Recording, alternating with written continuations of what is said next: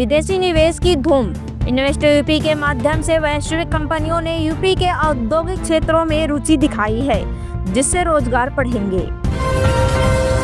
सौर ऊर्जा का विस्तार। सीएम कुसुम योजना के तहत गांव में सौर पंप लगाए जा रहे हैं, जिससे किसानों की बिजली पर निर्भरता कम हुई है। बुजुर्गों के लिए आवास। लखनऊ और गाजियाबाद में वरिष्ठ नागरिकों के लिए विशेष सुविधाओं वाले फ्लैट्स का पंजीकरण शुरू किया गया है। धार्मिक पर्यटन में उछाल। अयोध्या और वाराणसी में श्रद्धालुओं की बढ़ती संख्या ने स्थानीय हस्तशिल्प और होटल कारोबार को नई ऊंचाई दी है। Startup ecosystem. यूपी के छोटे शहरों से निकलने वाली युवाओं की नए बिजनेस आइडिया को सरकार अब सीधे फंड कर रही है। स्टेट स्मार्ट सिटी योजना। प्रदेश सरकार अपनी निधि से छोटे शहरों को भी आधुनिक सुविधाओं से लैस कर रही है। सेमीकंडक्टर निर्माण।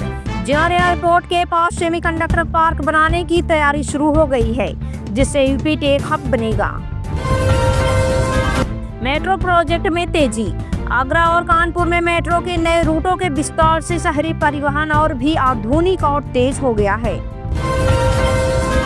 पश्चिमी यूपी में बारिश से राहत। हल्की बारिश ने गेहूं की फसल को संजीवनी दी है, जिससे किसानों के चेहरे पर खुशी लौट आई है। Electric vehicle hub. लखनऊ में अशोक लेलैंड और टाटा मोटर्स के नए ईवी प्लांट के साथ प्रदेश तेजी से ग्रीन मोबिलिटी की ओर बढ़ रहा है।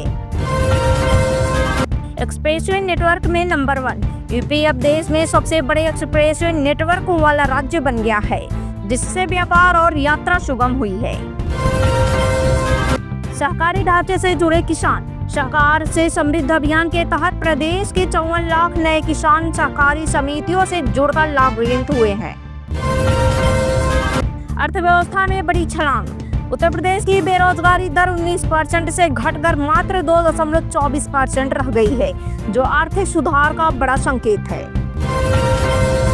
स्वास्थ्य सुविधाओं में विस्तार। सीएम योगी ने प्रदेश के नागरिकों को 5 लाख रुपए तक की कैशलेस चिकित्सा सुविधा का दायर बढ़ाने पर जोर दिया है।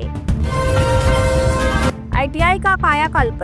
टाटा के सहयोग से प्रदेश के 150 आईटीआई को नई मशीनरी और एआई ड्रोन जैसी आधुनिक तकनीकी से लैस किया गया है। शिक्षकों के तबादले पर राहत। इलाहाबाद हाईकोर्ट ने सरप्लस शिक्षकों की तैनाती और तबादलों को लेकर सरकार के फैसले को वैध बताकर प्रक्रिया को गति दी है। महिला सुरक्षा के लिए विशेष पहल। बालिका विद्यालय में केवल महिला निरीक्षकों की तैनाती का नियम लागू किया गया है, जिससे छात्राओं को सहज माहौल मिलेगा। कौशल कनेक्ट सेल का शुभारंभ।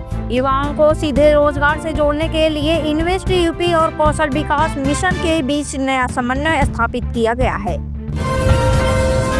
नकल विहीन परीक्षा के कड़े इंतजाम। प्रदेश भर के 8033 केंद्रों पर सीसीटीवी और वॉइस रिकॉर्डर के जरिए पारदर्शी परीक्षा सुनिश्चित की जा रही है।